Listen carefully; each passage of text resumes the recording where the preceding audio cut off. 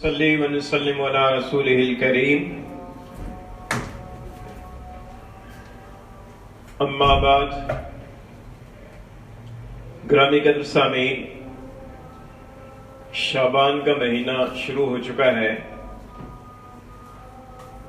اور ان قریب اس مہینے کی عظمت و فضیلت والی رات جس کو شب برات کہا جاتا ہے وہ بھی آنے والی ہے۔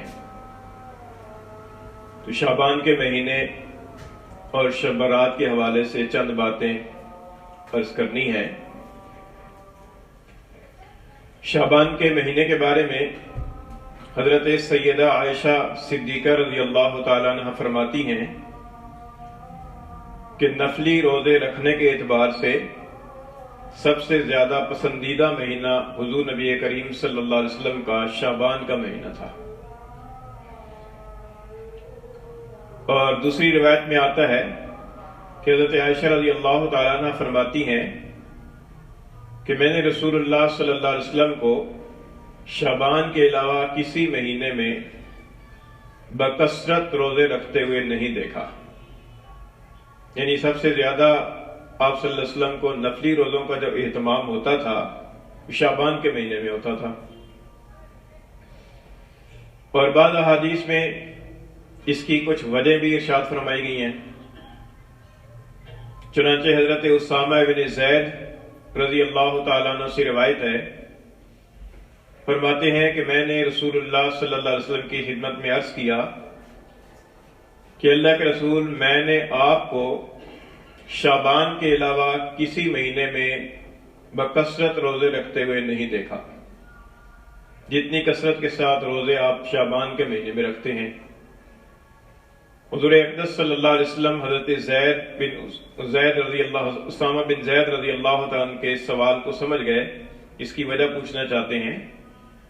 حضور اقدس صلی اللہ علیہ وسلم نے ارشاد فرمایا کہ یہ رجب اور رمضان کے درمیان والا وہ مہینہ ہے کہ جس مہینے کی عظمت اور فضیلت سے لوگ غافل ہو جاتے ہیں۔ رجب کے مہینے کی فضیلت تو اس وجہ سے معلوم رہتی ہے کہ یہ حرمت والے مہینوں میں سے ایک مہینہ ہے، اور رمضان کے مہینے کی برکتوں اور فضیلتوں سے تو ہر مسلمان واقف ہے، اور درمیان میں یہ شعبان کا مہینہ آتا ہے کہ جو حرمت والے مہینوں میں سے تو نہیں ہے لیکن اس کی عظمت اور فضیلت بہت ہے، اور لوگ عام طور پر اس مہینے کی عظمت اور فضیلت سے غافل رہتے ہیں۔ پھر حضور نے بکثرت روزے رکھنے کی وجہ ارشاد فرمائی اور فرمایا کہ یہ وہ مہینہ ہے کہ جس مہینے میں انسانوں کے اعمال اللہ رب العالمین کے حضور میں پیش کیے جاتے ہیں، اور میں یہ چاہتا ہوں کہ جب میرا عمل اللہ کے حضور میں پیش کیا جا رہا ہو تو اس وقت میں روزے سے ہوں، تو اس لیے اس مہینے میں بکثرت روزے رکھتا ہوں۔ اللہ رب العالمین کے حضور میں جو بندوں کے اعمال، ویسے تو اللہ تعالیٰ کو ہر بندے کا ہر عمل معلوم ہے، لیکن ایک شاہانہ ضابطے کی روح سے اللہ کے حضور میں اعمال بندوں کے پیش کیے جاتے ہیں، اچھے اعمال بھی برے اعمال بھی، اور یہ اللہ کے حضور میں جو بندوں کے اعمال کی پیشی ہوتی ہے یہ یومیہ بھی ہوتی ہے اور ہفتہ وار بھی ہوتی ہے اور سالانہ بھی ہوتی ہے۔ یومیہ تو فجر اور عصر کی نماز میں فرشتے اللہ تعالیٰ کے حضور میں، جو فرشتے اعمال لکھنے کی پر مامور ہیں کرامن کاتبین، وہ اللہ کے حضور میں حاضر ہوتے ہیں تو اللہ تعالیٰ ان سے دریافت فرماتے ہیں اور وہ عرض کر دیتے ہیں۔ اور ہفتہ وار کے بارے میں ایک حدیث میں آتا ہے کہ پیر اور جمعرات کے روز اللہ کے حضور میں بندوں کے اعمال پیش کیے جاتے ہیں، اور سالانہ اعمال کی جو پیشی ہے وہ شعبان کے مہینے میں ہوتی ہے۔ غالب گمان یہ ہے کہ شب برات کے موقع پر ہوتی ہوگی، ہو سکتا ہے کسی اور دن بھی ہوتی ہو۔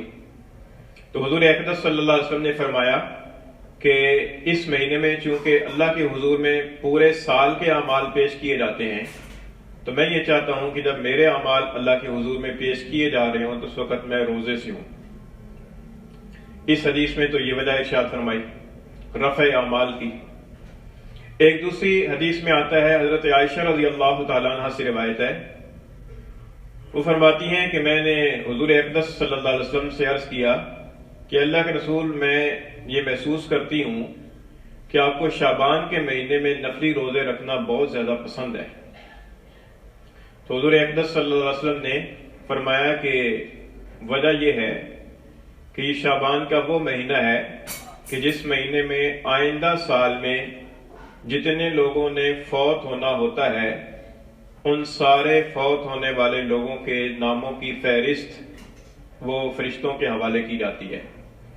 اور میں یہ چاہتا ہوں کہ جب میرے اجل کا اور میری وصال کا فیصلہ فرشتوں کے سپرد کیا جا رہا ہو تو اس وقت میں روزے سے ہوں، اللہ تعالیٰ کی عبادت میں ہوں، نیک اعمال میں ہوں. میں یہ چاہتا ہوں. اس سے یہ معلوم ہوتا ہے کہ یہ بھی ایک وجہ ہے کہ اللہ تعالیٰ کے حضور میں چونکہ انسانوں کے فیصلے ہوتے ہیں آئندہ سال بھر میں کہ کس نے فوت ہونا ہے. ایک تو فیصلہ تقدیری پہلے سے لکھا ہوا ہے کہ جو انسان ابھی ماں کے پیٹ میں ہوتا ہے تو اس کا وہ فیصلہ لکھ دیا جاتا ہے، تقدیری فیصلہ کہ یہ کب فوت ہوگا. لیکن ایک یہ ہے کہ وہ فیصلہ جو ہے وہ فرشتوں کے جو ذمہ دار فرشتے ہیں ان فرشتوں کے علم میں لایا جائے اور ان کے حوالے کیا جائے. اس کے لیے روایات سے یہ بات معلوم ہوتی ہے کہ شب برات کے موقع پر یہ کام ہوتا ہے اور اگلے سال کے اندر جن لوگوں نے فوت ہونا ہوتا ہے ان کے نام فہرست، ان کے نام پتے وغیرہ وہ فرشتوں کے حوالے کیے جاتے ہیں. تو شاید یہ بھی ایک وجہ ہے. تو یہ تو شعبان کے حوالے سے معلوم ہوا کہ شعبان کے مہینے میں سرکار دو عالم صلی اللہ علیہ وسلم کا جو معمول تھا، عام معمول سے ہٹ کر وہ معمول یہ تھا کہ اس مہینے میں آپ کثرت کے ساتھ روزے رکھا کرتے تھے. تو لہذا جن لوگوں کو اللہ تعالیٰ نے ہمت عطا فرمائی ہے اور جو کوشش کر کے روزے رکھ سکتے ہیں ان کو چاہیے کہ شعبان کے مہینے میں کثرت کے ساتھ روزے رکھیں. کوئی فرض واجب نہیں ہے کہ نہ رکھیں گے تو گنہگار ہوں گے، لیکن رکھیں گے تو ایک حضور صلی اللہ علیہ وسلم کی سنت کی اتباع بھی ہوگی اور اس مہینے کی جو روزوں کی فضیلت ہے وہ بھی انسان کو حاصل ہوگی. پھر اس مہینے کی جو درمیان والی رات ہے جس کو شب برات کہا جاتا ہے، حدیث شریف کے اندر اس کو لیلۃ النصف من شعبان کہا گیا ہے. لیلۃ النصف من شعبان کا مطلب یہ ہے کہ شعبان کی 15ویں رات، یعنی بالکل نصف کے اوپر. اور یہ 15ویں رات چونکہ سورج کے غروب ہونے سے شروع ہوتی ہے تو لہذا 14 شعبان کا سورج غروب ہونے پر یہ رات شروع ہو جاتی ہے. آج 12 شعبان ہے، کل کا دن چھوڑ کر پرسوں کا دن جب غروب ہو جائے گا سورج تو اس کے بعد یہ رات شروع ہوگی. شب برات کے بارے میں ایک لمبی حدیث ہے، اس میں حضرت عائشہ صدیقہ رضی اللہ تعالیٰ عنہ فرماتی ہیں کہ حضور اقدس صلی اللہ علیہ وسلم نے ارشاد فرمایا کہ ھذہ لیلۃ النصف من شعبان، کہ یہ نصف شعبان کی رات ہے، یعنی شعبان کی 15ویں رات ہے. اور اس رات میں اللہ تعالیٰ اپنے بندوں پر ایک خاص رحمت کی تجلی نازل فرماتے ہیں، رحمت کے ساتھ متوجہ ہوتے ہیں اور اللہ تعالیٰ مغفرت طلب کرنے والوں کی بخشش فرما دیتے ہیں اور اللہ تعالیٰ رحم کی درخواست کرنے والوں کی پر رحمت فرماتے ہیں اور اہل کینہ کو ان کے حال پر چھوڑ دیتے ہیں. یعنی جن کے دلوں کے اندر کینہ ہوتا ہے ایک دوسرے کے بارے میں تو ان کینہ والوں کو ان کے حال پر چھوڑ دیتے ہیں، گویا کہ وہ مغفرت اور رحمت سے محروم رہتے ہیں. تو اس لیے اس حدیث شریف سے یہ معلوم ہوا کہ جو نصف شعبان کی رات ہے، شب برات ہے، ایک تو یہ فضیلت والی رات ہے، اللہ تعالیٰ کی طرف سے رحمت کی تجلی اور اللہ تعالیٰ کی طرف سے خصوصی نظر کرم ہوتی ہے بندوں پر. اور دوسری بات یہ معلوم ہوئی کہ اس رات کے اندر ہمیں اللہ تعالیٰ سے بخشش مانگنی چاہیے، اپنے گناہوں کی مغفرت مانگنی چاہیے اور ساتھ ساتھ اللہ تعالیٰ سے رحم کی درخواست کرنی چاہیے کہ اللہ تعالیٰ ہمارے حال پر رحم فرمائے. اور تیسری بات یہ ہے کہ اگر کسی کے دل کے اندر کسی دوسرے کے بارے میں کوئی کینہ ہے، بغض ہے، تو اسے چاہیے کہ اس رات کے آنے سے پہلے پہلے اس کے ساتھ معاملہ صاف کر لے اور اپنے دل کو صاف کر لے تاکہ اس رات کی جو مغفرت اور رحمت ہے اس مغفرت اور رحمت سے اس کینے والے گناہ کی وجہ سے وہ محروم نہ رہ جائے. ایک اور حدیث میں آتا ہے، وہ بھی غالباً حضرت عائشہ رضی اللہ تعالیٰ عنہ سے مروی ہے، فرماتی ہیں کہ حضور اقدس صلی اللہ علیہ وسلم نے ارشاد فرمایا کہ یہ جو لیلۃ النصف من شعبان کی رات ہے، شب برات جس کو کہا جاتا ہے، تو اس رات میں اللہ تعالیٰ آسمان دنیا پر نزول فرماتے ہیں. آسمان دنیا اس پہلے آسمان کو کہتے ہیں کہ جس پر ہماری نظریں جا کر ٹھہرتی ہیں. اس کے اوپر 6 آسمان اور ہیں، اس 7 سماوات قرآن مجید کے اندر کئی جگہ آیا ہے 7 آسمان. تو یہ پہلا آسمان ہے جس کو آسمان دنیا کہا جاتا ہے. دنیا کا معنی قریب، یہ باقی آسمانوں کی بنسبت زمین کے قریب ہے. اور یہ بھی کہہ سکتے ہیں کہ دنیا چونکہ دنیا کا عالم ہے، اس عالم کی جو چھت ہے وہ پہلا آسمان ہے، اس وجہ سے بھی اس کو آسمان دنیا کہہ سکتے ہیں. تو فرمایا حضور نے کہ جب لیلۃ النصف من شعبان کی رات آتی ہے، 15 شعبان کی رات، تو اللہ تعالیٰ آسمان دنیا پر نزول فرماتے ہیں. یہ نزول اللہ تعالیٰ کی اپنی شان کے مطابق ہے، کیونکہ اللہ تعالیٰ جسم سے تو پاک ہے، یہ اللہ تعالیٰ ہی کی شان ہے. اس کیفیت کو ہم نہیں سمجھ سکتے کہ اللہ تعالیٰ کیسے نزول فرماتے ہیں، لیکن اللہ تعالیٰ نزول فرماتے ہیں. حدیث میں یہ الفاظ آئے ہیں. اور اپنے بندوں کی بخشش فرما دیتے ہیں سوائے دو کے، ایک مشرک کی اور دوسرے کینہ بار کی. کہ جو آدمی شرک کرنے والا ہوتا ہے وہ بھی بخشش سے محروم رہتا ہے، اور جو آدمی کینہ رکھنے والا ہوتا ہے وہ بھی بخشش سے محروم رہتا ہے. اس سے یہ معلوم ہوتا ہے کہ اس رات کے آنے سے پہلے پہلے شرک سے بھی، عقیدے والا شرک ہو تو وہ تو آدمی مسلمان ہی نہیں ہوتا، عملی شرک سے بھی انسان کو توبہ طائب ہو جانا چاہیے، اور کینے سے بھی اپنے سینے کو صاف کر لینا چاہیے. بعض دیگر روایات کے اندر اور کئی گناہوں کا ذکر ہے کہ فلاں فلاں گناہ کرنے والوں کی بخشش نہیں ہوتی. ان میں ایک تو قاتل ہے کہ جو کسی کا ناحق قتل کرنے والا ہے، اس کی بخشش نہیں ہوتی. ایک بدکاری ہے کہ جو عورت بدکاری کرتی ہے، بدکاری کرنے والی عورت کی بخشش نہیں ہوتی. اور ایک شراب پینا ہے کہ شراب پینے والے شخص کی اس رات کے اندر بخشش نہیں ہوتی. اور ایک گناہ قطع رحمی کا ہے، رشتہ داروں کے حقوق ادا نہ کرنا اور رشتہ داروں سے بول چال بند رکھنا.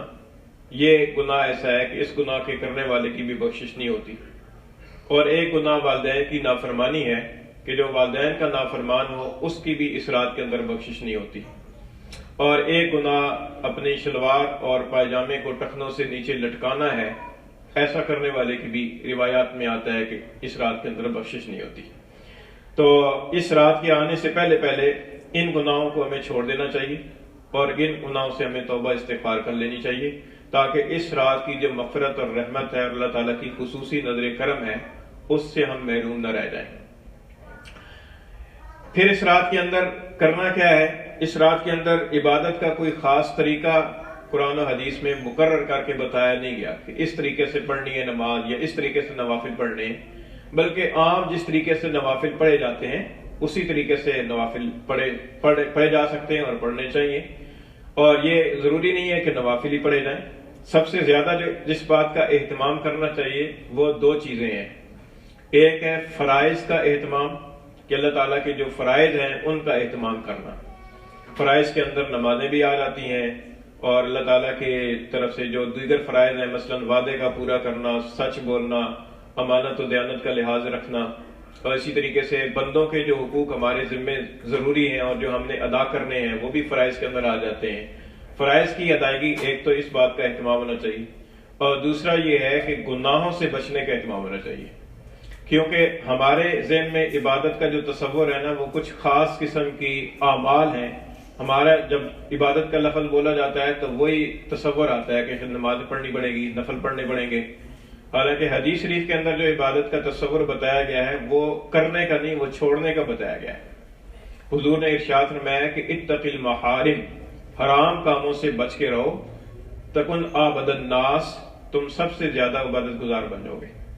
رسول اللہ صلی اللہ علیہ وسلم نے سب سے بڑا عبادت گزار بننے کے لیے یہ نہیں فرمایا کہ نفلیں زیادہ پڑھو، ذکر زیادہ کرو، بلکہ فرمایا کہ حرام کاموں سے بچو.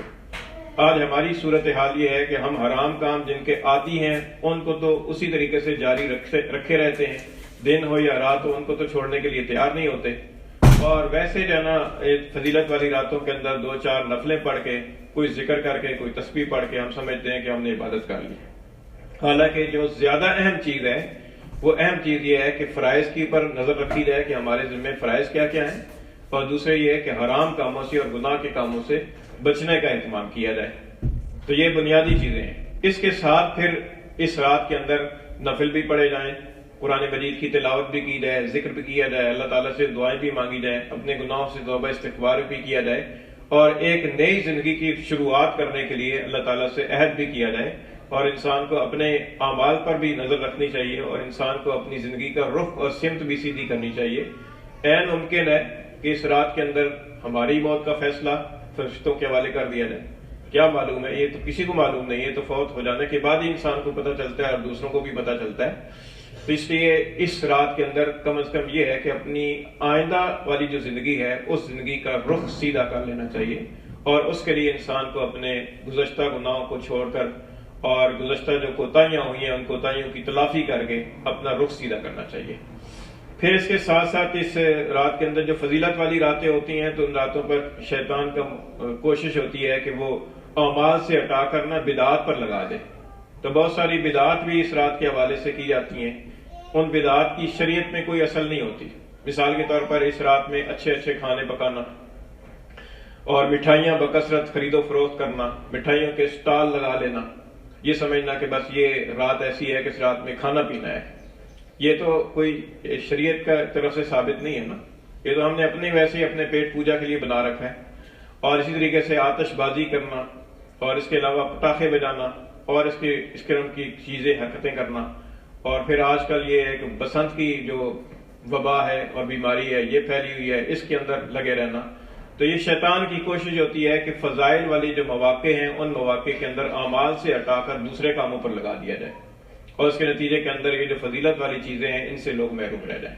تو ان بدعات سے اور خرافات سے، چراغاں کرنے سے اور بتیاں لگانے سے اور اس طرح کی جو خرافات ہیں ان سے اپنے آپ کو بچا کے اعمال پہ لگانے کی کوشش کرنی چاہیے۔ تو یہ اس شعبان کے حوالے سے اور شب برات کے حوالے سے یہ چند ضروری باتیں آپ حضرات کے سامنے عرض کی ہیں۔ اللہ تعالیٰ مجھے بھی اور آپ کو بھی عمل کی توفیق عطا فرمائے۔